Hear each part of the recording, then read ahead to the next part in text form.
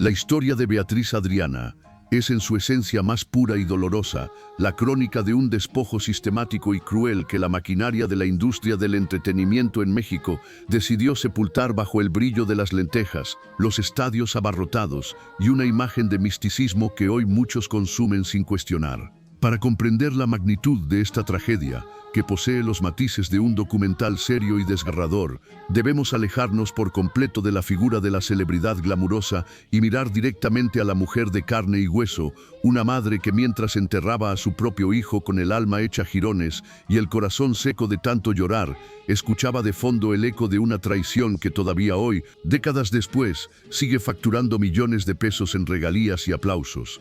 El hijo de Beatriz Adriana no solo perdió la vida en un suceso que hiela la sangre de cualquier padre de familia, le dieron un tiro seco en la cabeza con una frialdad que espanta y sin un gramo de remordimiento, arrojaron su cuerpo a un basurero municipal como si se tratara de un simple desperdicio sin valor. Mientras ella vivía ese calvario indescriptible entre patrullas y morgues, el hombre que ella misma había encumbrado con su fama, su dinero y su prestigio, Marco Antonio Solís, llenaba un estadio con 60,000 personas cantando a todo pulmón lo que el mundo entero creía que era el himno de la pareja ideal. Esa canción, que hoy es de carácter obligatorio en cada boda, en cada aniversario y en cada fiesta de 15 años en los rincones más profundos de nuestro México, es para la gran mayoría el sello indiscutible y la gloria de la cantante Marisela. Pero la verdad que se oculta detrás de las consolas del estudio de grabación es mucho más amarga y retorcida de lo que nos han contado. Ese tema le pertenecía a Beatriz Adriana por un derecho emocional y de autoría moral que no se puede borrar con un contrato. Marco Antonio Solís se la escribió originalmente a ella, inspirado en la relación que compartían y en el hogar que ella le había construido cuando él no tenía un lugar donde caerse muerto. Y luego, en un acto de crueldad artística sin precedentes, se la arrebató de las manos para entregársela a quien en ese entonces era la tercera en discordia. Este es el relato que los poderosos de la música intentaron enterrar durante 4 largas décadas, y hoy vas a descubrir 4 revelaciones que cambian por completo la imagen de hombre santo que se tiene del famoso Buki. La primera revelación tiene que ver con el despojo de este himno. La canción que marcó a toda una generación no fue una simple casualidad comercial de la casa disquera. Beatriz Adriana declaró años después, con una mezcla de tristeza profunda y una firmeza que solo otorgan los años de sufrimiento silencioso, cómo esa composición le pertenecía en su médula. Ella fue quien le abrió las puertas de par en par a la fama a Marco Antonio.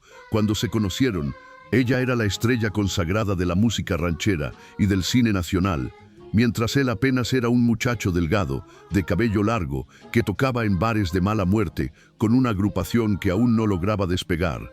Ella le dio un techo digno donde vivir, le dio dinero para sus necesidades básicas, puso a su disposición sus contactos con los productores más influyentes de la televisión, y sobre todo le entregó un amor incondicional que él utilizó como una plataforma de lanzamiento. Marco escribió La pareja ideal para sellar su unión con Beatriz, pero cuando el éxito masivo y el dinero llamaron a su puerta, prefirió usar esa misma canción como un puente de plata hacia su nueva conquista, la joven Marisela.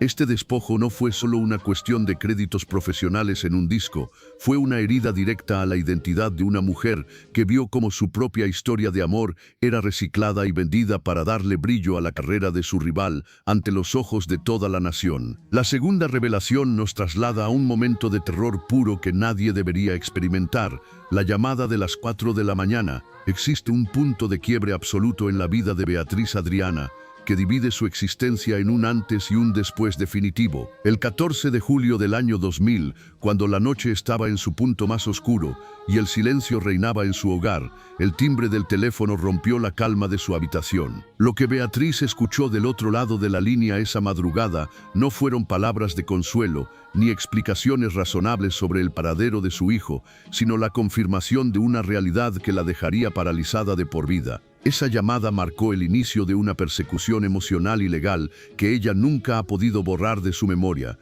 ni siquiera con el paso de los años. Fue el preciso instante en que entendió que el hombre que había amado y ayudado no solo la había abandonado en su peor momento, sino que estaba dispuesto a borrarla de la historia oficial con una frialdad que le hiela la sangre a cualquiera que se detenga a escuchar su testimonio hoy en día. La tercera revelación ocurrió en el año 2005, cuando la situación escaló hasta los tribunales de California, en los Estados Unidos. Beatriz Adriana, cansada de las humillaciones constantes y de ver cómo su dignidad era pisoteada por la maquinaria publicitaria del cantante, presentó una demanda formal por bigamia que estuvo a punto de mandar a Marco Antonio Solís a una celda de prisión. La acusación era de una gravedad extrema y no se basaba en chismes de revista.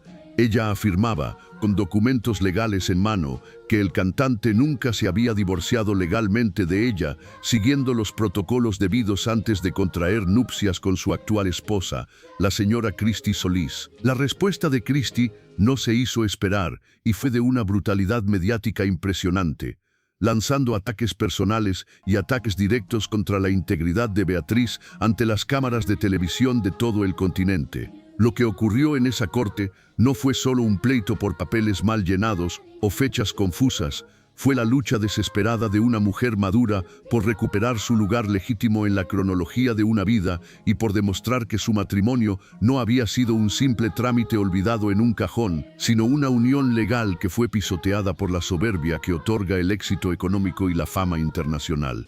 Finalmente, la cuarta revelación se encuentra en un documento que Beatriz Adriana invita a cualquier ciudadano interesado, a cualquier fanático o cualquier escéptico, a consultar por su propia cuenta para que nadie le cuente cuentos. Se trata de un expediente guardado bajo llave en la corte de Riverside, en el estado de California. Durante décadas, ella guardó un silencio absoluto sobre el contenido de ese legajo, soportando burlas, desprecios y el vacío de una industria que le dio la espalda, hasta que en agosto del año 2023 decidió que el mundo debía conocer la verdad completa y sin censura. Ese documento revela acuerdos oscuros, traiciones económicas de gran escala y manejos financieros que dejan al descubierto la verdadera cara del ídolo cuando se apagan las luces del escenario. Es la prueba documental de que, detrás de las letras cargadas de romanticismo místico y los mensajes de paz y hermandad que el cantante suele profesar en sus conciertos, existía un sistema de control diseñado minuciosamente para silenciar a la mujer que lo sacrificó todo por él cuando no tenía ni un par de zapatos propios para subir a un foro. Para comprender a fondo este nivel de dolor y la injusticia de este despojo, es necesario que viajemos juntos al origen de todo, a las raíces de una mujer que se forjó sola. Beatriz Adriana no nació en cuna de oro, ni necesitó de la fama de un hombre para brillar con luz propia. Ella ya era un sol radiante antes de que Marco Antonio fuera siquiera una sombra en el horizonte del espectáculo. Todo comenzó en Navojoa, Sonora, el 5 de marzo de 1958, en el seno de una familia muy humilde que habitaba una casa de adobe con piso de tierra y techo de lámina. Siendo la séptima de 11 hermanos, aprendió desde que tenía uso de razón que la vida se ganaba con el sudor de la frente y que la comida no siempre alcanzaba para todos en la mesa. Pero la pequeña Beatriz poseía un don que ninguno de sus hermanos tenía, una voz prodigiosa, una garganta bendecida que parecía detener el tiempo mismo cuando emitía la primera nota. Cuando ella abría la boca para cantar, su madre, doña Aida de Saracho, interrumpía cualquier tarea doméstica, ya fuera barrer el patio lleno de polvo o lavar la ropa ajena en la tina de metal, para quedarse escuchándola con los ojos cerrados en un trance de pura admiración. Era una voz que traía paz a la pobreza extrema de Sonora, una voz que hacía olvidar por un instante las 11 bocas que había que alimentar cada día con lo poco que había. A la corta edad de 10 años, Beatriz ya era una profesional que se ganaba el sustento diario con su talento. Cantaba en un balneario de Tijuana llamado El Vergel, donde el dueño, un hombre llamado Lucio Salazar, le pagaba su primer sueldo real como artista. Mientras otras niñas de su edad jugaban con muñecas de trapo o corrían por las calles, ella ya conocía el peso de la responsabilidad familiar y el calor del aplauso de los extraños que se quedaban con la boca abierta al oírla. Su sueño, alimentado por la fe de su madre, siempre fue llegar a la capital del país, a la Ciudad de México, y el destino le puso enfrente a la gran Angélica María. La famosa novia de México quedó paralizada al escuchar la potencia y el sentimiento de esa niña de 12 años y no dudó un solo segundo en trasladarla a la capital para presentarla ante el señor Raúl Velasco en el programa Siempre en Domingo. El debut fue un fenómeno que los archivos de la televisión todavía guardan con asombro y nostalgia. Beatriz Adriana no solo cumplió con los programas pactados originalmente, sino que por aclamación de un público que enviaba cartas por miles a las oficinas de Televisa, se mantuvo 64 domingos consecutivos en pantalla, un récord de permanencia que nadie, absolutamente ningún artista en la historia, ha podido igualar hasta la fecha. Sin embargo, en la cima de ese éxito temprano y vertiginoso, la tragedia le arrebató lo que más amaba en este mundo. Su madre, doña Aida, quien había viajado con ella 3.000 kilómetros en autobús por carreteras peligrosas compartiendo sueños, miedos y unas cuantas tortillas para el camino, murió de un infarto fulminante en una calle de Tijuana mientras buscaba desesperadamente sus medicinas para el asma. Beatriz, con solo 12 años y completamente sola en la inmensa y desconocida capital, tuvo que tomar la decisión más difícil de su vida: regresar con su padre y sus hermanos a la pobreza de Sonora o seguir adelante con el sueño que su madre le había ayudado a tejer con tanto sacrificio. Con una determinación que asombraba a los ejecutivos de la televisión, decidió quedarse y triunfar para honrar esa memoria, firmando su primer contrato discográfico a los 13 años y representando a nuestro México ante los reyes de España, apenas un año después, en un evento de gala internacional. Para cuando Beatriz Adriana cumplió 22 años en 1980, ya era una leyenda viva del cine de oro y de la música vernácula. Fue en ese año, durante el rodaje de la película titulada La Coyota, donde conoció a un muchacho de mirada esquiva, cabello largo y que no tenía ni un peso en la bolsa, llamado Marco Antonio Solís. Él apenas escribía canciones que las disqueras de la época rechazaban por considerarlas demasiado simples y sobrevivía tocando en lugares pequeños y descuidados. Beatriz vio en él un diamante en bruto, vio una sensibilidad que los demás ignoraban y decidió apostarlo todo por ese joven compositor. Lo contrató para aparecer en su película, le prestó dinero para sus gastos más elementales, lo presentó con los directivos más influyentes de la radio y le entregó su corazón sin reservas. Lo que ella no sabía, lo que su corazón noble no alcanzó a distinguir, era que mientras ella lo subía al pedestal de la fama con sus manos, Marco Antonio ya mantenía un juego de coqueteo y romance con una adolescente de apenas 14 años llamada Marisela, a quien llamaba de madrugada desde los hoteles de las giras para alimentar un romance prohibido que terminaría por ser la ruina emocional de Beatriz Adriana. Ella pagaba puntualmente las cuentas de la casa y los lujos de la vida en común, mientras él escribía en la soledad de sus viajes las canciones que, con el tiempo y la traición consumada, terminarían en la voz y en el éxito mundial de su amante, marcando así el inicio de una de las traiciones más dolorosas, lucrativas y cínicas de la historia de la música en nuestro país. A medida que Marco Antonio Solís crecía bajo el ala protectora de Beatriz Adriana, su ambición también se expandía. En 1981, la pareja comenzó a vivir bajo el mismo techo, en una relación que el público idealizaba sin conocer las sombras que la acechaban. Ella era la estrella consagrada, la mujer que llenaba teatros y filmaba películas de éxito, mientras él seguía siendo el compositor que buscaba un lugar en el sol.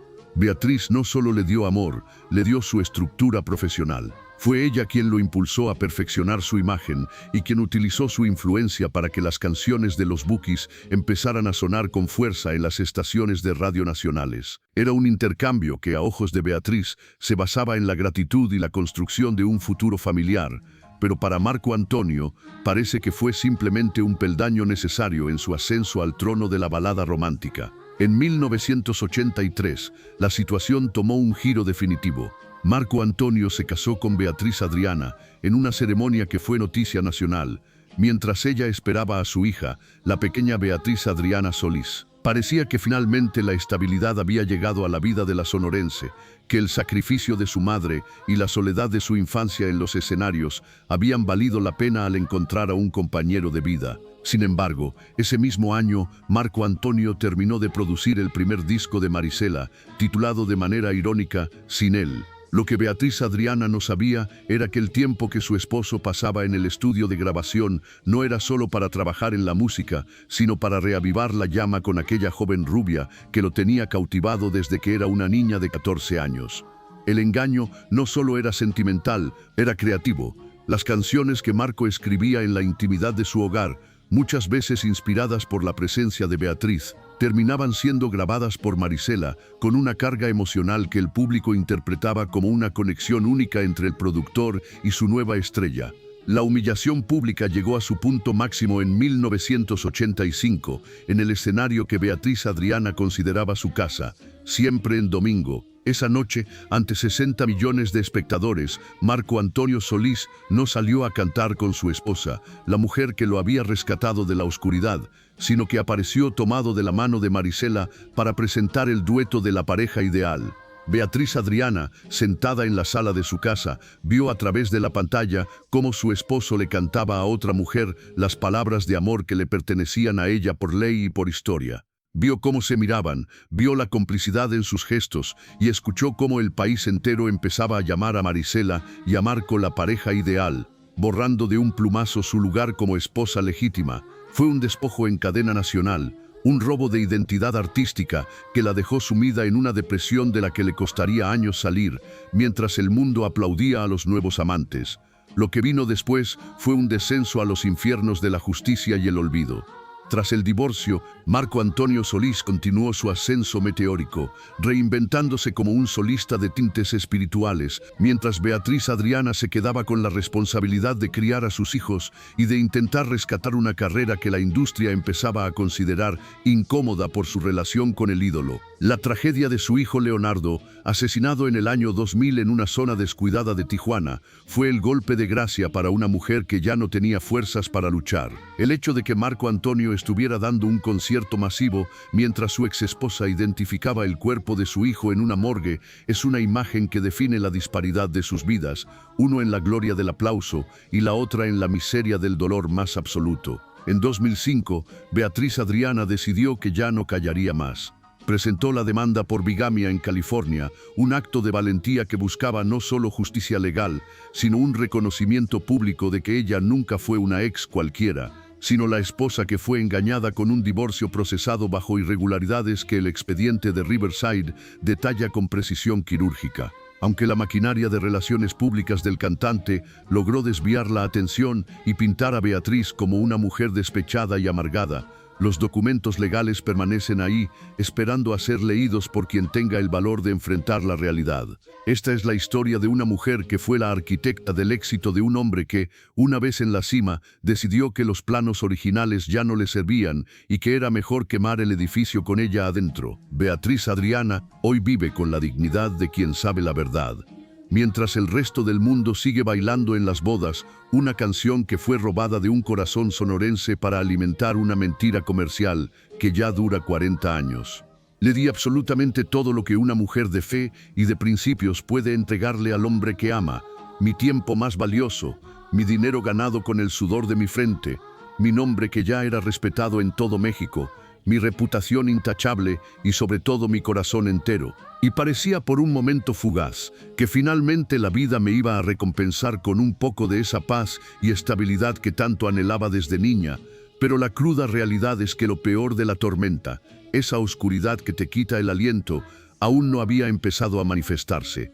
A lo mejor usted, que me escucha y que seguramente ha vivido las duras y las maduras, también ha apostado todo lo que tiene por alguien alguna vez en su vida. Ha puesto sus ahorros de años, su prestigio ante la sociedad y sus sentimientos más sagrados en manos ajenas, y quizá esa persona también tomó cada pedazo de lo que usted le dio con tanta generosidad, cada sacrificio hecho con desvelos, y simplemente decidió llevárselo a otra parte sin mirar atrás. Se fue sin avisar, sin tener la hombría de dar una explicación coherente, y lo que es más triste, sin siquiera tener la decencia mínima de decir gracias por todo el impulso recibido. Corría el año de 1985, apenas habían pasado 2 años de aquella boda que todo el pueblo creyó que era el inicio de un cuento de hadas moderno. El escenario no era cualquier lugar, era el Foro de Siempre en Domingo, el programa de televisión más influyente y poderoso de todo México, el mismo foro sagrado donde Beatriz Adriana se había consagrado como una verdadera leyenda de nuestra música ranchera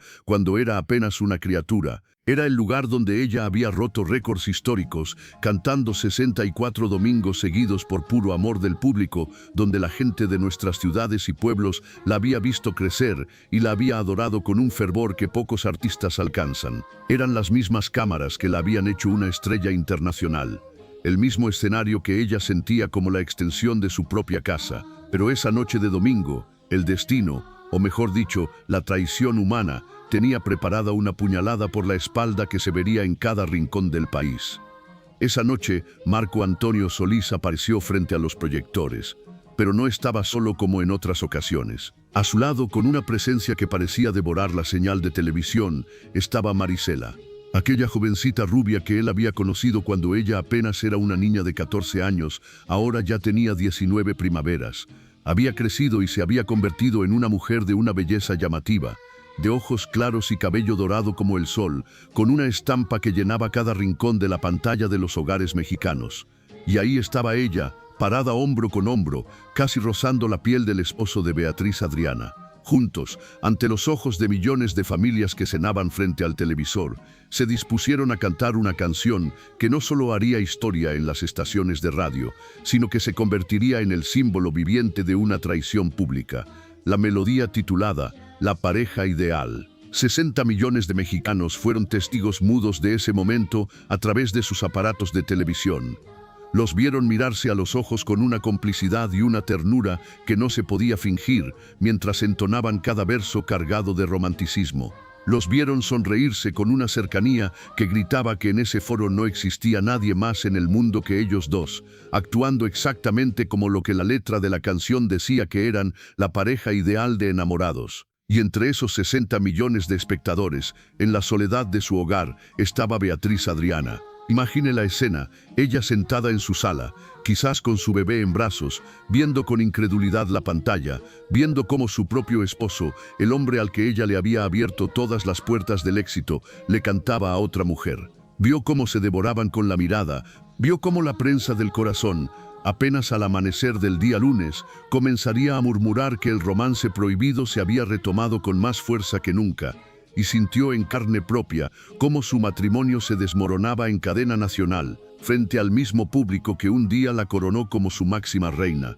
Pero ponga mucha atención, señora, señor, porque aquí es donde surge la primera de las 4 revelaciones que casi nadie en la industria de la música se atreve a contar sobre la figura del Buki. Esa canción, La pareja ideal, la que suena en casi todas las bodas de México desde hace 40 años, la que nuestras nietas bailan en sus quinceañeras y la que tantas parejas eligen para su primer baile como marido y mujer, esa canción que convirtió a Marisela en una leyenda de la balada, originalmente no fue escrita para ella. Beatriz Adriana lo ha gritado a los 4 vientos en múltiples ocasiones, aunque su voz fue opacada por la maquinaria del éxito comercial. Marco Antonio Solís escribió y compuso La pareja ideal mientras estaba legalmente casado con Beatriz. La canción era, en su origen, un regalo de amor puro de un esposo para su esposa legítima, una promesa musical de que ellos dos serían, ante los ojos de Dios y del mundo, la pareja ideal por el resto de sus días. Sin embargo, cuando él decidió iniciar su aventura extramarital, o cuando optó por volver con la mujer que había conocido años atrás, cometió un acto de una crueldad que no tiene nombre. Le arrebató el regalo que era para su esposa para entregárselo a su amante en bandeja de plata. La humillación para la sonorense fue doble, triple y hasta cuádruple, porque no solo le estaba quitando al marido y la paz de su hogar, sino que le robó la melodía de su propia vida para dársela a la otra, y por si fuera poco, tuvo el descaro de cantarla con ella en televisión nacional, para que todo México se enterara de la falta. Pero espere, que la sombra de esta historia es todavía más profunda y nos obliga a reflexionar sobre los valores. Recuerda que le mencioné que Marisela conoció a Marco cuando ella tenía solo 14 años, mientras él ya era un hombre de 20. La llamaba a las 2 de la mañana a escondidas de todos. La madre de la niña, con toda la razón del mundo, le reclamaba que la criatura debía estar descansando para ir a la escuela al día siguiente. Pero él ya la buscaba, la cortejaba y le escribía versos a una menor de edad. Años después, ese mismo hombre toma la canción que le prometió a su esposa y se la entrega a la misma mujer que conoció cuando era apenas una niña de secundaria. Es la triste historia de la canción robada y la adolescente que terminó convertida en la amante oficial ante el escrutinio público. Estas verdades se conectan en una realidad que nos deja el corazón frío. Marco Antonio Solís utilizó a las mujeres de su vida como si fueran piezas de un tablero que se pueden mover o intercambiar según le convenga a su carrera. Las canciones que escribía para una se las terminaba entregando a otra, y el amor que le juraba a una lo transfería sin mayor remordimiento a la que seguía en turno. Era como si para él las promesas de amor fueran objetos que se pueden reciclar y los corazones de las mujeres fueran desechables una vez que cumplían con la función de darle inspiración para sus letras. Imagine por un instante ese contraste tan amargo. Beatriz Adriana, la gran estrella que representó a México ante reyes, sentada en su sillón, viendo la televisión con el alma rota, mientras su esposo le canta a otra. Somos la pareja ideal. Mientras ella se quedaba recluida en su casa, tratando de entender en qué momento el hombre que ella ayudó a subir se convirtió en su verdugo emocional, el cantautor y la rubia aparecían en todas las revistas de la época presumiendo un romance descarado. La humillación no fue algo que se quedó entre cuatro paredes, fue una vergüenza nacional de la que era imposible escapar. Cada vez que Beatriz encendía el radio y sonaba esa melodía, era un recordatorio constante de su desgracia. Cada vez que la pasaban en la televisión, era como una puñalada directa al orgullo y al sentimiento. Pero ella, con esa dignidad que solo tienen las mujeres que saben lo que valen, no se rebajó a los pleitos de calle, ni fue a los programas de chismes a gritar su dolor. Con una entereza que todavía hoy nos da una lección de vida, le dijo a Marco Antonio con la frente en alto: si tú quieres ser feliz, adelante. Yo sé que no debo pelear a ningún hombre. Esa frase demuestra la verdadera grandeza de Beatriz Adriana. Ella no iba a andar mendigando el cariño de alguien que no tuvo la lealtad de respetarla.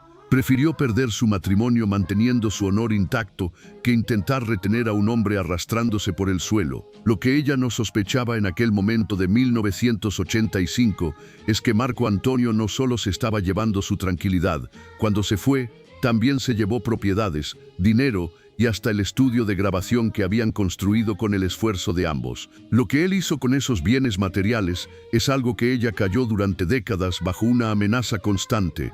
Un secreto que apenas en el año 2023 se atrevió a revelar al mundo para que se supiera la verdad de cómo fue despojada de su patrimonio. En 1987 llegó el divorcio que puso fin a 4 años de matrimonio, años en los que ella le dio absolutamente todo y lo ayudó a subir cada peldaño de la escalera de la fama. Todo terminó porque él decidió que era mejor volver con la mujer que conoció cuando ella era apenas una niña. Marisela, años más tarde, resumió la situación con una frase que ha perseguido a Beatriz como un eco cruel. Se casaron, se divorciaron y él y yo regresamos, como si la vida de la sonorense hubiera sido apenas un paréntesis, un estorbo que el tiempo se encargó de quitar del camino para que ellos siguieran su romance. Pero hay más, algo que hace que esta historia se sienta todavía más injusta. Marisela ha declarado que ella siempre fue la primera y que lo de Beatriz fue simplemente un intermedio, ignorando que fue Beatriz quien puso el dinero y el nombre para que Marco Antonio llegara a ser quien es. Pero mientras ellos vivían su idilio de portadas de revista, había un ser inocente pagando los platos rotos. El 10 de mayo de 1989 nació la pequeña Betty Solís, una niña que llegó al mundo con el apellido de un padre que ya no estaba en casa, con los mismos ojos de su papá, pero con el vacío inmenso de su ausencia diaria. Durante 13 largos años, Marco Antonio Solís tuvo un contacto casi inexistente con su hija. La niña creció viendo a su padre en las revistas de los consultorios, escuchando sus canciones románticas en el supermercado y viendo sus conciertos masivos en la televisión, pero a él no lo veía en sus cumpleaños, ni en las fiestas de Navidad, ni en los festivales de la escuela donde todas sus compañeritas llegaban acompañadas de sus papás. Betty Solís creció sabiendo que su padre era un ídolo adorado por millones, un hombre que le cantaba al amor y hacía llorar a todo el continente, pero ella, su propia sangre, no podía sentir su abrazo ni recibir una llamada de aliento. Es una pregunta que nos debe hacer reflexionar. ¿Qué siente una niña al escuchar a su padre cantarle al amor frente a 60,000 personas, sabiendo que en la intimidad de su vida no tiene tiempo para amarla a ella? Betty lo vivió durante toda su infancia. Años después, cuando ya era una jovencita de 18 años, confesó en televisión nacional una verdad que nos dejó a todos con un nudo en la garganta. No le importé como hija. Esas 5 palabras resumen 13 años de silencio, de teléfonos que no sonaban y de navidades esperando a un papá que prefería estar en otra parte. Mientras tanto, la carrera de Marco Antonio Solís se elevaba hasta las nubes, se separó de los Bukis, se hizo solista y el dinero empezó a fluir como nunca antes. En 1993 se casó con la modelo Christy Salas y formó una nueva familia, con nuevos hijos y una vida de lujos en California, como si su pasado con Beatriz Adriana y su hija Betty hubiera sido borrado con una goma de borrar. Pero Beatriz, con esa fuerza que solo tienen las mujeres que han sufrido mucho, siguió adelante por su hija y por su carrera. En 1991 le ocurrió algo que casi nadie sabe y que explica su fortaleza actual. Tuvo una muerte clínica. Su corazón dejó de latir en un hospital, los monitores marcaron la línea plana del final y los médicos ya la daban por muerta. Pero ella regresó de ese túnel. Estuvo del otro lado y vio cosas que la cambiaron para siempre. Por eso, cuando hoy le preguntan cómo pudo aguantar tanta traición, tanto despojo y el asesinato de su hijo mayor, ella responde con una serenidad que asombra: después de morir y volver, ya no le tengo miedo a nada en este mundo. Esta mujer que le cantó a los reyes y que se ganó el corazón de México desde que era una niña de 10 años, es el ejemplo viviente de que la fama y el dinero no siempre vienen acompañados de lealtad. Su historia es un recordatorio de que a veces, detrás de las canciones más bonitas que bailamos en las fiestas, se esconde el dolor de una mujer que fue traicionada en lo más sagrado. Beatriz Adriana sigue de pie, con la frente muy en alto, recordándonos que la verdadera grandeza no está en cuántos estadios llenas, sino en mantener la decencia y la dignidad cuando la vida te lo ha quitado casi todo. La historia de la pareja ideal no es el cuento de amor que nos vendieron, es la historia de una mujer que dio su vida por un hombre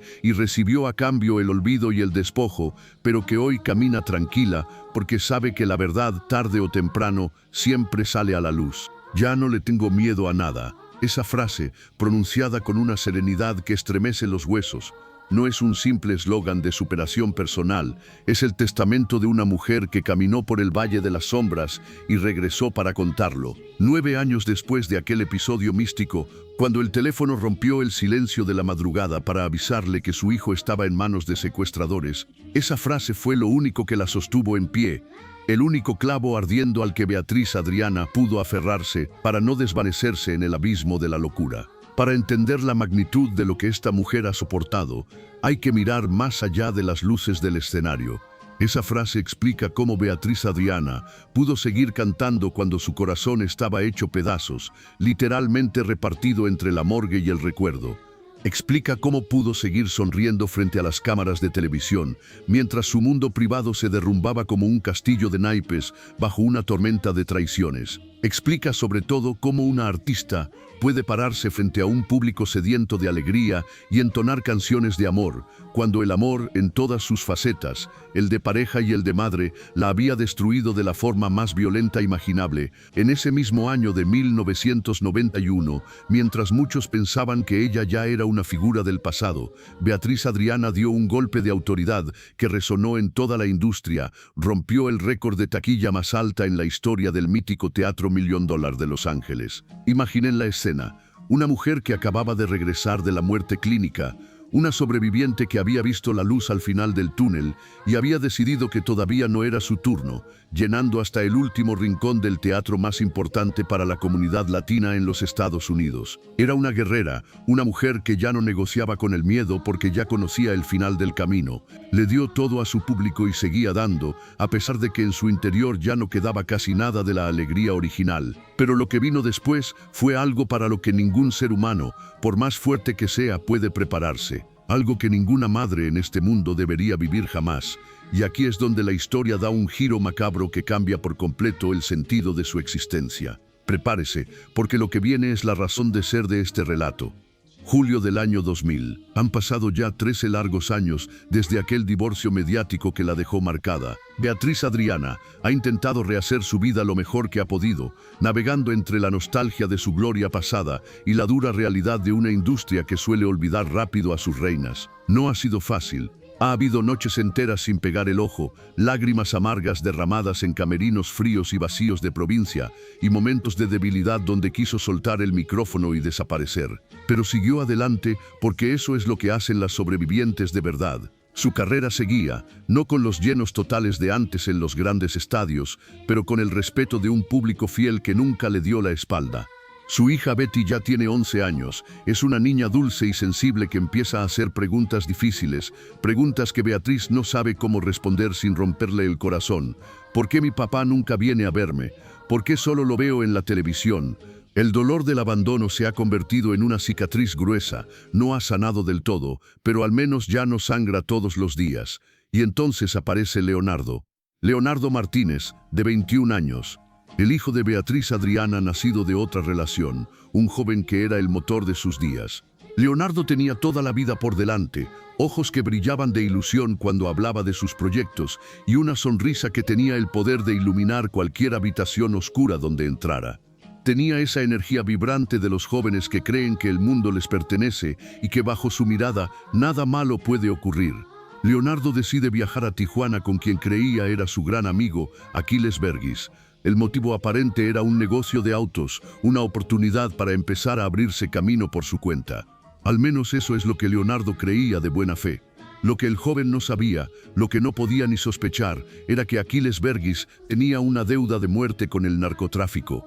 Se hablaba de 600 kilos de marihuana desaparecidos. Algunas fuentes incluso mencionaban 50 kilos de cocaína. Leonardo era un muchacho completamente inocente, un joven que jamás había tocado un gramo de droga en su vida, que confiaba en su amigo como se confía en un hermano de sangre. Pero su amigo lo usó como carnada, como un escudo humano. Aquiles planeó el secuestro de su propio amigo para intentar saldar su deuda con los señores de la droga. El hombre con el que Leonardo compartía risas y planes lo vendió como mercancía barata. Lo usó como moneda de cambio, sacrificando una vida inocente para intentar salvar su propio pellejo. Y aquí llega la segunda gran revelación, la que terminó de quebrar el alma de Beatriz Adriana, la llamada de las 4 de la mañana, 14 de julio del año 2000. La casa de la cantante está sumida en el silencio absoluto. Todos duermen. De pronto el teléfono suena. A las 4 de la mañana, en este mundo herido, ninguna llamada trae buenas noticias. A esa hora solo llaman las desgracias para avisar que han llegado. Beatriz contesta medio dormida, con el corazón empezando a latir con fuerza. Del otro lado, una voz que no esperaba. Ella lo contó después, con las mismas palabras que usa cada vez que el recuerdo la asalta. Yo estaba en mi casa durmiendo cuando suena el teléfono. Habla el hermano de Aquiles. Dice, es que secuestraron a Aquiles y Leonardo andaba con él. Pegué un grito, me puse un pantalón y me fui directo al aeropuerto.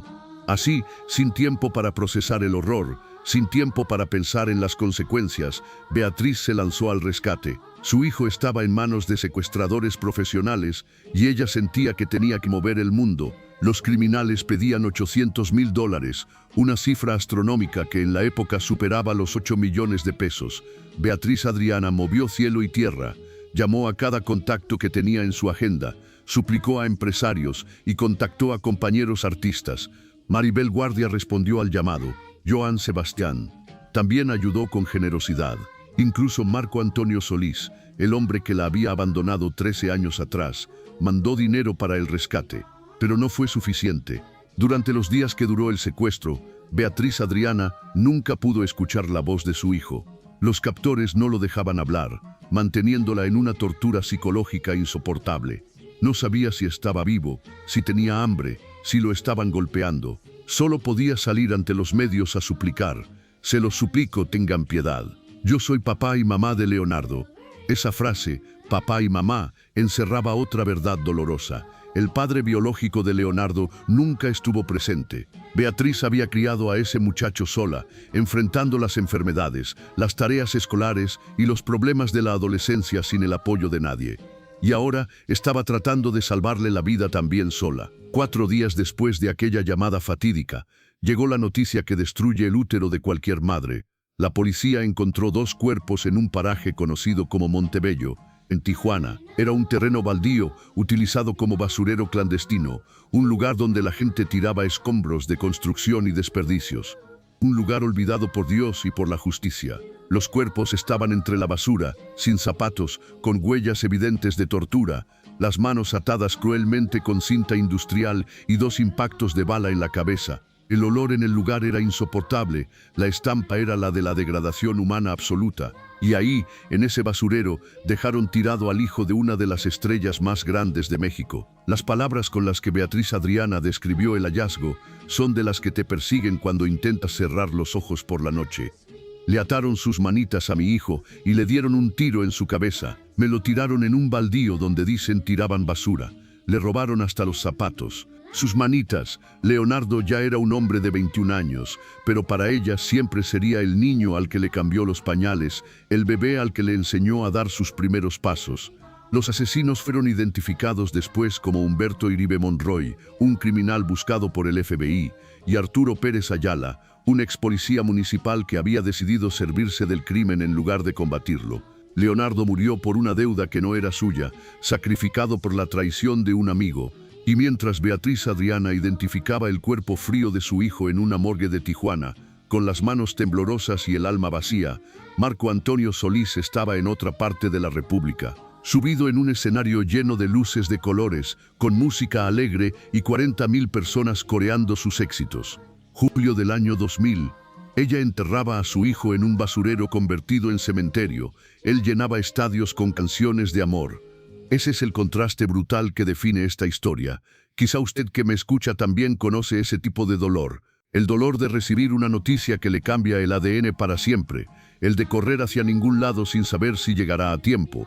El de descubrir que sus rezos y todo el dinero que pudo reunir no fueron suficientes para detener la mano del verdugo. Después de la tragedia, Beatriz Adriana se vio obligada a mudarse a Corona, California. Tenía miedo, un miedo real por su vida y por la de su hija Betty. Si el narcotráfico había podido ejecutar a Leonardo de esa manera, podían ir tras cualquiera. Huyó con lo poco que le quedaba de vida, pero el dolor viajó con ella en la maleta. Beatriz tenía un odio inmenso creciendo en su pecho, un odio negro contra los asesinos, contra el amigo traidor y contra el mundo entero que se había ensañado con ella. Ese odio no la dejaba respirar, le quitaba el hambre y la estaba matando más rápido que cualquier enfermedad. Entonces tomó la decisión más valiente de su carrera, una que la liberó de las cadenas invisibles. En un evento público, frente a cientos de personas que esperaban ver a una mujer destrozada, Beatriz Adriana hizo lo impensable. Ella lo relató así: tenía mucho odio, porque ¿cómo vas a aplaudirle a quienes asesinaron a tu hijo? Pero dije delante de todos, perdono a los asesinos de mi hijo. Y en ese momento me sentí aliviada. Perdonó no porque el crimen fuera perdonable, no porque los asesinos merecieran misericordia, sino porque el odio la estaba consumiendo a ella y sabía que Leonardo no habría querido ver a su madre convertida en una sombra amargada. Perdonó para poder seguir viviendo por su hija Betty. Pero si usted pensaba que la historia terminaba en este acto de perdón cristiano, se equivoca por completo. Lo que vino después fue una batalla legal encarnizada que casi manda a Marco Antonio Solís a la cárcel de los Estados Unidos. Y ahora sí, prepárese para la tercera revelación, la más sorprendente y la que revela los manejos económicos de una industria que no tiene escrúpulos. Esta batalla legal no nació del despecho, como muchos quisieron hacer creer, sino de la necesidad de justicia económica. Beatriz Adriana descubrió que, mientras ella estaba sumida en el luto y la desesperación, se estaban realizando movimientos financieros con las propiedades que legalmente le pertenecían a ambos. Descubrió que el estudio de grabación, ese donde se grabaron tantos éxitos que hoy el mundo aplaude, había sido objeto de manejos que la dejaban fuera de todo beneficio. La demanda por bigamia que interpuso en California en el año 2005 no era un ataque personal por celos de la nueva esposa, Christy Solís. Era la única herramienta legal que encontró para demostrar que su matrimonio nunca fue disuelto de manera correcta y que por lo tanto ella tenía derecho legal sobre los bienes que ayudó a construir con su propia carrera. El expediente en la corte de Riverside es un laberinto de fechas, firmas cuestionables y declaraciones de impuestos que muestran una realidad muy distinta a la imagen de espiritualidad y desapego que Marco Antonio Solís proyecta en sus conciertos. Beatriz Adriana afirma que fue engañada para firmar documentos que no comprendía del todo mientras atravesaba sus peores crisis emocionales. La respuesta del equipo legal del cantante y de su actual esposa fue feroz, intentando desacreditar a Beatriz llamándola loca o inestable ante los medios de comunicación. Pero los papeles no mienten, y Beatriz ha invitado a quien quiera comprobarlo a que revise esos archivos públicos en California. Es la lucha de una mujer contra un sistema diseñado para proteger a los ídolos de pies de barro. A pesar de todo, hoy Beatriz Adriana camina con una paz que solo otorga la verdad.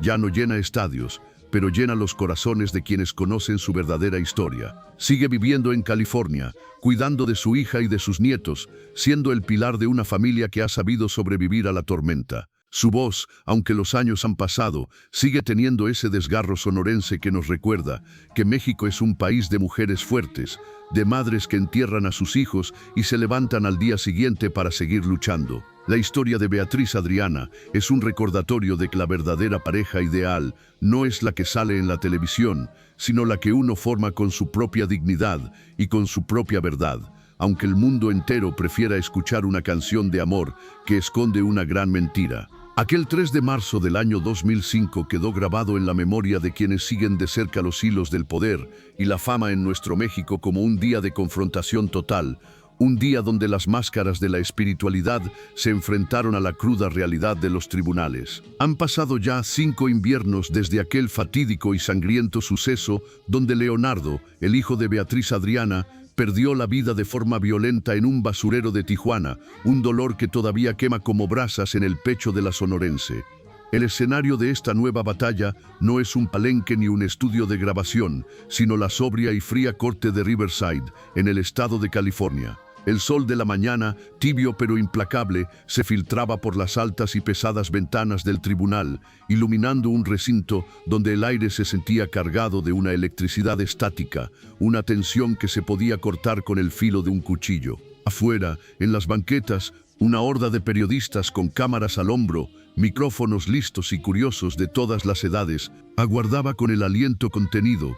La noticia se había filtrado como pólvora en un campo seco bajo el sol de agosto.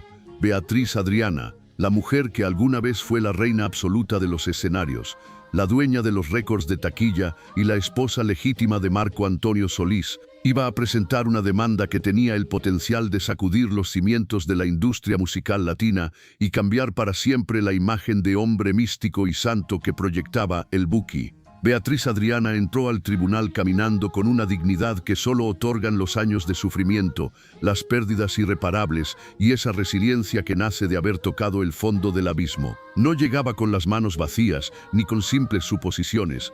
Traía consigo una carpeta de cuero viejo, llena de documentos amarillentos, actas de matrimonio, recibos de pagos y contratos que había guardado celosamente durante casi 2 décadas como su único escudo. Eran pruebas recopiladas con la paciencia infinita de quien sabe que la justicia, aunque lenta, es un plato que se debe servir con el rigor de la verdad. La acompañaba un equipo de abogados de alto nivel, cuyos honorarios le habían costado a la cantante más dinero del que realmente tenía en sus cuentas personales, obligándola a realizar sacrificios económicos que nadie en su sano juicio imaginaría para una estrella de su calibre, pero ella estaba dispuesta a todo, por su hija Betty, por la memoria de su hijo asesinado y por su propio honor que había sido pisoteado en televisión nacional años atrás. Las acusaciones que lanzó ese día frente a un juez estadounidense fueron dardos dirigidos directamente al corazón del ídolo. La primera acusación cayó sobre el estrado como un mazo de hierro fundido. Beatriz afirmaba con una firmeza inquebrantable que ellos nunca se habían divorciado de manera legal y definitiva bajo las estrictas leyes de los Estados Unidos. Sostenía que aquel divorcio de 1987, realizado de manera apresurada en México, carecía de validez legal en territorio norteamericano debido a una serie de irregularidades procesales y falta de notificaciones adecuadas. Esto significaba algo devastador. Marco Antonio Solís era técnicamente un bígamo, pues se había unido en matrimonio con la modelo cubana Cristi Salas sin haber disuelto primero, conforme a derecho internacional, su vínculo matrimonial sagrado con la mujer que lo sacó de la miseria. La segunda acusación de esa mañana no era menos grave y calaba hondo en la moral de cualquier madre que ha tenido que sacar adelante a sus hijos sin el apoyo de nadie. Beatriz reclamaba formalmente 15 años de manutención atrasada para su hija Betty. Eran 1.567 días de pensiones impagadas, de una responsabilidad económica evadida sistemáticamente mientras el mundo lo aplaudía. Era el reclamo por el vacío emocional de un padre que, mientras le cantaba al amor universal, a la familia y a la paz del alma en estadios repletos de 60.000 almas enfervorizadas, se había olvidado por completo de cumplir con el sustento básico, la educación y la presencia necesaria para su propia sangre en la intimidad de su hogar en California. Y para rematar esta trilogía de verdades, la tercera acusación versaba sobre el patrimonio material construido con el sudor, la fama y el dinero de ambos durante los años de bonanza. La venta ilegal de propiedades de gran lujo que habían sido adquiridas por la pareja, cuando Beatriz era la que generaba los ingresos millonarios. Sostenía con pruebas documentales que Marco Antonio había vendido casas residenciales, terrenos en zonas exclusivas y hasta un estudio de grabación de manera unilateral, utilizando poderes legales cuestionables y actuando como si esos bienes fueran solo suyos, ignorando por completo el derecho y el consentimiento de la mujer que puso su propio capital, sus ahorros y su nombre para que él pudiera empezar a invertir cuando no tenía ni un par de botas decentes para subir a un escenario. Si la acusación de bigamia lograba prosperar en aquel tribunal de Riverside bajo la ley estadounidense, el panorama era desastroso, gris y terminal para el cantautor. Marco Antonio Solís podía terminar sus días tras las rejas de una prisión federal. El hombre que era adorado como un profeta del romanticismo por multitudes en todo el continente estaba a un solo paso de perder su libertad y su impecable prestigio. La noticia sacudió a todo nuestro México, desde las fronteras del norte hasta el rincón más alejado de la selva del sur. No había programa de radio, periódico de nota roja o revista de alta alcurnia que no dedicara sus portadas a este escándalo que parecía extraído de las páginas de una tragedia griega. Sin embargo, la reacción de Christy Solís, la actual esposa y madre de las hijas menores del cantante, no se hizo esperar y fue de una agresividad y una frialdad que dejó a muchos con la boca abierta. Años después, en un documental que pretendía limpiar la imagen de la familia, Christy no tuvo reparo alguno en calificar las acciones legales de Beatriz Adriana como una de las peores bajezas humanas que se pudieran cometer. La atacó con una dureza implacable por intentar encarcelar al padre de su hija y por solicitar una pensión retroactiva que consideraba injusta, pintando ante el mundo entero a Beatriz como una mujer ambiciosa, malintencionada y llena de un odio que no la dejaba vivir, ignorando por completo el abandono, la carencia absoluta y la humillación pública que la sonorense había soportado durante años mientras veía a su esposo triunfar con las canciones que le pertenecían a ella por inspiración, pero que ahora eran interpretadas por otras voces. El caso judicial se arrastró por 2 años de audiencias que fueron un verdadero calvario, agotando no solo la salud física de Beatriz, sino también los pocos ahorros que le quedaban tras una vida de trabajo interrumpida por la tragedia. Ella luchó con las uñas, con los dientes y con el corazón en la mano, presentó testigos clave de la época, músicos y asistentes que recordaban perfectamente cómo ella era quien pagaba los sueldos y quien le compraba los trajes de gala a un Marco Antonio que apenas empezaba a balbucear sus primeras letras. Pero en el año 2007, el juez estadounidense dictó una sentencia que le partió el alma en 1000 pedazos. La demanda fue rechazada en todos sus puntos principales. El tribunal determinó que, a pesar de las inconsistencias, el divorcio mexicano de 1987 era válido bajo los tratados internacionales, y con ello, el cargo de bigamia se desvaneció en el aire. Pero lo más injusto de aquel fallo, lo que más le dolió a Beatriz, fue que no solo perdió la batalla legal para proteger el futuro de su hija, sino que fue condenada a pagar la estratosférica cantidad de $1,5 millones de pesos en costos legales, peritajes y gastos del juicio del cantante. La mujer que en 1980 lo tenía todo, la fama de las películas de oro, el dinero a manos llenas, los contactos con los hombres más poderosos de la televisión y una carrera en la cúspide, y que le dio la mano con una generosidad casi maternal a un muchacho que no tenía ni para la renta de un departamento sencillo, ahora terminaba debiéndole una fortuna a él, que ya se erigía como un multimillonario con un patrimonio estimado en decenas de millones de dólares. Le di absolutamente todo y terminé debiéndole hasta la respiración, debió pensar Beatriz con una amargura que pocos podrían resistir sin quebrarse. El contraste entre sus realidades era una bofetada a la lealtad humana. Mientras él gozaba de mansiones con albercas en forma de instrumentos musicales, una nueva familia que los medios calificaban de perfecta y el aplauso incesante de 60,000 personas cada noche, ella cargaba sobre sus hombros el peso de un hijo asesinado, una demanda perdida que la dejaba prácticamente en la quiebra. y una deuda económica que se sentía como una burla cruel del destino. Pero lo que el mundo ignoraba, lo que las cámaras de televisión de los programas de espectáculos no alcanzaban a ver, es que ella guardaba un secreto que la estaba devorando por dentro como un cáncer silencioso, un silencio impuesto no por voluntad, sino por el miedo y por la fragilidad de su propia salud. Beatriz Adriana solo se atrevió a romper ese silencio en agosto del año 2023, cuando ya tenía 65 años y sentía que su verdad no podía irse a la tumba con ella sin que el mundo supiera lo que realmente había pasado tras bambalinas. A través de sus redes sociales, con la voz quebrada por la emoción, pero con un espíritu que se negaba a ser doblegado, la sonorense soltó una verdad que estremeció a sus seguidores. Confesó con todas sus letras que le habían robado el patrimonio de toda una vida de trabajo ininterrumpido desde que era una niña de 10 años. Reveló que la verdadera razón por la que no los metió a la cárcel en aquel lejano 2005 fue una razón puramente maternal y sagrada.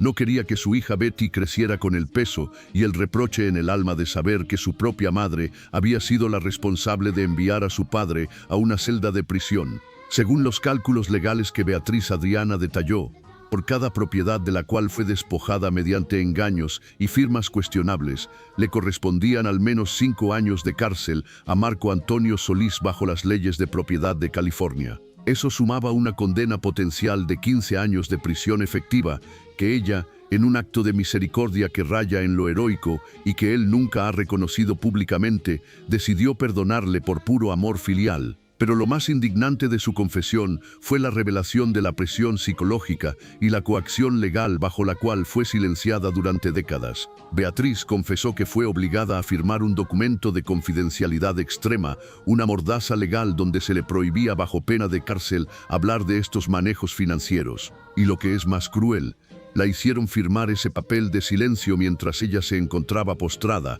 gravemente enferma del corazón, habiendo sobrevivido ya a 4 infartos fulminantes que la dejaron al borde de la muerte clínica. 4 veces su corazón se detuvo por el estrés insoportable, la tristeza profunda y la impotencia de ver cómo su mundo era saqueado. Y en ese estado de vulnerabilidad absoluta, la maquinaria legal del ídolo la hizo firmar su propia censura para proteger la imagen del poeta del siglo. La víctima fue convertida en una potencial criminal si se le ocurría denunciar el robo de su estudio de grabación equipado con lo mejor de la época y sus 3 casas de lujo frente al mar. Ese expediente, con todas las pruebas, las fechas y los nombres de quienes participaron en el despojo, todavía descansa en los archivos fríos de la corte de Riverside, esperando a que alguien con el valor suficiente busque la verdad detrás de la máscara de paz, amor y espiritualidad que el cantante vende en cada uno de sus discos. Con el pasar de los años, en la primera década de este siglo, la historia dio un giro que dejó a todo el pueblo de México con la boca abierta. Betty Solís, la hija que creció bajo la sombra del abandono, la niña que en un arranque de honestidad dolorosa dijo ante las cámaras de Cristina Saralegui que su padre no tenía tiempo para ella y que no le importaba como hija, decidió darle una oportunidad de redención al hombre que le dio el apellido, pero no el tiempo. Después de 2 décadas de ausencia casi total, de cumpleaños celebrados con un vacío en la silla principal y navidades donde el único regalo de papá era su voz saliendo de una bocina de radio, padre e hija se reencontraron en una reunión privada en California. Betty explicó tiempo después que al principio sentía un rechazo natural, un resentimiento que le quemaba por dentro porque sentía que él simplemente no quería ser parte de su mundo, pero que entonces entendió que no eran así las cosas. ¿Qué palabras se usaron en esa habitación cerrada para convencerla? ¿Qué versión de los hechos cuidadosamente preparada le vendieron a la joven para que perdonara 20 años de silencio, de falta de apoyo y de carencia afectiva? No lo sabemos con certeza, pero el resultado fue una reconciliación pública que le dio a Marco Antonio Solís el toque final de hombre de familia que su carrera necesitaba. Hoy, Betty tiene una relación cercana con su padre. Se toman fotos sonrientes para las redes sociales y él hasta le dedicó una canción titulada Chiquilla Bonita, una melodía que ella agradece con lágrimas en los ojos, pareciendo olvidar, quizás por necesidad de paz, los años en que esa chiquilla tuvo que aprender a sobrevivir y a formarse un carácter sin una figura paterna que la sostuviera. La ironía final de este drama, que parece no tener fin, se manifestó con toda su fuerza en el año 2024. El mundo del espectáculo se sorprendió al ver que Betty Solís anunciaba una gira musical a lo grande, pero el detalle que verdaderamente causó conmoción fue ver quién era su compañera de escenario, nada menos que Marilinesa, la hija de la cantante Marisela. Las hijas de las dos mujeres que fueron rivales a muerte por el amor y la atención de un mismo hombre, las hijas de la esposa legítima que fue traicionada y despojada, y de la amante que se quedó con la fama y con el éxito de la canción La pareja ideal, ahora caminan de la mano y cantan juntas bajo los reflectores. Interpretan noche tras noche las canciones que hace 40 años fueron las flechas que destruyeron el corazón y la estabilidad de Beatriz Adriana, convirtiendo el dolor, la infidelidad pública y el abandono de una generación entera en un espectáculo comercial altamente rentable para la siguiente generación. Para el público joven que consume la música sin conocer las cicatrices de la historia, es un gesto de paz, de madurez y de hermandad. Pero para quienes tenemos memoria, para los que vivimos aquellos domingos de siempre en domingo y vimos el llanto real de una mujer traicionada, es una imagen que duele en lo más profundo, ver cómo las melodías que fueron instrumentos de engaño ahora se utilizan para vender boletos de concierto y generar likes en Internet. El contraste hoy, en este año 2026, no podría ser más marcado, más injusto y más evidente para quien quiera ver. Marco Antonio Solís se ha transformado en un magnate de dimensiones globales, con un patrimonio neto que los expertos estiman por encima de los 200 millones de dólares. Es dueño de un hotel de gran lujo en la ciudad de Morelia, el Hotel Mansión Solís, un recinto impresionante que es, irónicamente, su antigua residencia privada convertida en un negocio de 5 estrellas donde cada rincón destila opulencia. Ahí la alberca tiene la forma perfecta de una guitarra y las suites presidenciales se alquilan por sumas que una familia mexicana trabajadora no ganaría ni en 3 años de labor constante. El hombre tiene su propia marca de tequila premium, una línea de café gourmet que lleva su firma, salsas picantes con su apodo y una colección privada de autos de lujo que son la envidia de los millonarios de Hollywood. Cobra sumas astronómicas de 8 millones de pesos por cantar apenas una noche en eventos privados y celebra sus 50 años de trayectoria llenando los estadios más grandes de todo el continente americano. Es el poeta del siglo, el hombre que el mundo entero adora como si sus letras fueran verdades absolutas de un guía espiritual. Por el otro lado del cristal, en la penumbra de la vida real, Beatriz Adriana vive en un retiro modesto, digno pero sencillo, en el suburbio de Corona, California. Es el mismo lugar que eligió para refugiarse y salvar su vida y la de su hija tras el sangriento asesinato de Leonardo en aquel basurero de Tijuana en el año 2000. Ella ya no llena los estadios de 60,000 personas, sino que realiza presentaciones pequeñas, íntimas, para esa comunidad latina que todavía guarda en su memoria la potencia de su voz de oro y su carisma inigualable. Está dedicando sus días a escribir un libro autobiográfico, una tarea que ella define como vital, para que su verdad no se pierda en el olvido de la historia oficial contada por los ganadores. Reapareció hace poco en las redes sociales con una humildad que conmueve hasta las lágrimas, admitiendo que no entiende mucho de estos nuevos tiempos cibernéticos, pero que quiere estar cerca de su gente. Él celebra con banquetes, luces de colores y reconocimientos internacionales. Ella celebra simplemente el milagro cotidiano de seguir viva y de pie después de 4 infartos, un hijo enterrado bajo la tragedia y un patrimonio que le fue arrebatado mediante artimañas legales y engaños al corazón. Beatriz le dio absolutamente todo, el impulso inicial de su carrera, el dinero para comprar sus primeros sueños, un amor que no conocía de límites y hasta la libertad física de no ir a prisión cuando ella tenía todas las cartas en la mano para hundirlo por el resto de sus días. Él se quedó con los millones, con la gloria de los Billboard y con los aplausos del mundo. Ella se quedó con su voz, esa voz potente y desgarrada que a sus 67 años sigue cantando con el mismo sentimiento de siempre en escenarios que le quedan pequeños a su grandeza humana. Beatriz Adriana sigue de pie, con la frente muy en alto y la mirada clara, porque después de haber conocido la muerte clínica en aquel hospital y haber tenido la fuerza de regresar, sabe perfectamente que no existe poder humano, ni fortuna económica, ni fama por grande que sea, que pueda volver a derribar su dignidad y su verdad. Esta historia que hoy te cuento no es solo un chisme de revista, es una lección de vida sobre lo que significa la lealtad y el altísimo costo que a veces tiene la fama para las mujeres de nuestro México. Si este relato le ha tocado las fibras más sensibles del corazón, si usted siente que la verdad de Beatriz Adriana merece ser respetada y conocida por las nuevas generaciones después de tantas décadas de silencio impuesto por el poder y el dinero, le pido que comparta esta crónica. No permitamos que el brillo cegador de los escenarios y la pirotecnia de los conciertos oculte las lágrimas reales de una madre que tuvo que enterrar a su hijo mientras su exesposo celebraba éxitos, ni el despojo de una esposa que lo entregó todo a cambio de un olvido cínico.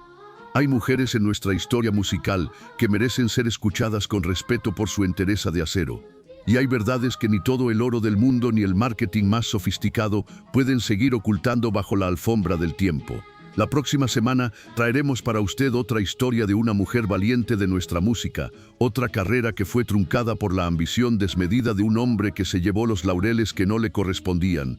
Prepárese, porque lo que vamos a descubrir juntos en la próxima entrega es una realidad que sacudirá sus convicciones más profundas sobre los ídolos que todos hemos admirado alguna vez. Nos vemos en la próxima crónica necesaria para la memoria de nuestro pueblo.